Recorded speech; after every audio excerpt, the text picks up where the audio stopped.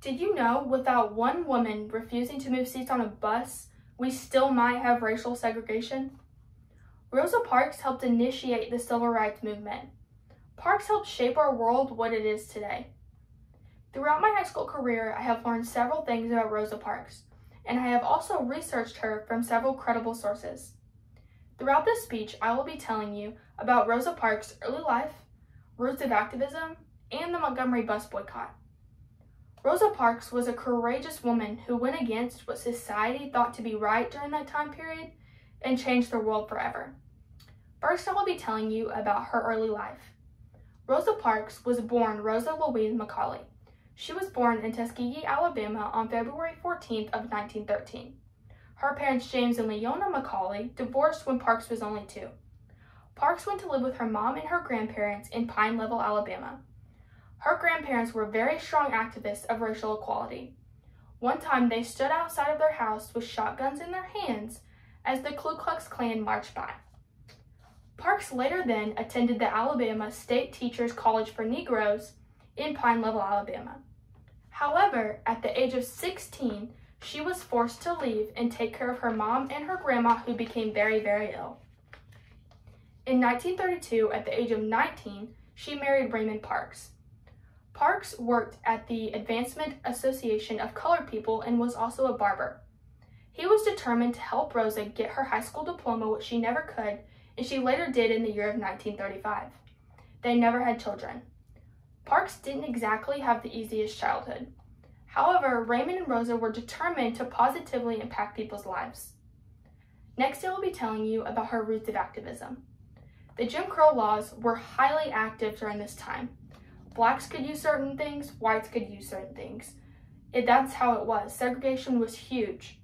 Whites and blacks were not created equal. However, she started working alongside of her husband at the NAACP. She became chapter secretary and also worked very closely with Edgar Daniel Nixon, who was the NAACP's president. On December 1st, 1955, Parks was arrested for not getting up on a bus. Whites began to fill the aisle, and she was already seated. The bus driver told her to get up so the whites could sit, and she ultimately said no. History.com cited one of Rosa Parks' most famous quotes. "People always say that I didn't get up because I was tired, but that isn't true. I was not tired physically. No, the only tired I was tired of giving in." Rosa Parks was tired of the segregation and Jim Crow laws. Her getting arrested ultimately led to the Montgomery bus boycott. Lastly, I will be telling you about the Montgomery bus boycott. While Rosa Parks was in jail, she called her husband, who ultimately told Nixon. Nixon had been waiting for a courageous black woman to be the plaintiff in his case to help end these racial segregation laws. By midnight, 35,000 flyers had been hung up protesting these laws. And on December 5th, which was the day of her trial, they were going to boycott all buses. However, she was found guilty. Because of this, Nixon decided to form the Montgomery Improvement Association, and Reverend Dr. Martin Luther King Jr. was the MIA's president and was also president of the country at this time. This started to anger the whole entire white population, which ultimately led to Dr. King and Nixon's house getting bombed.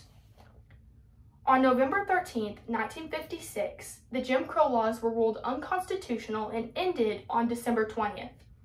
Rosa Parks became the mother of the civil rights movement.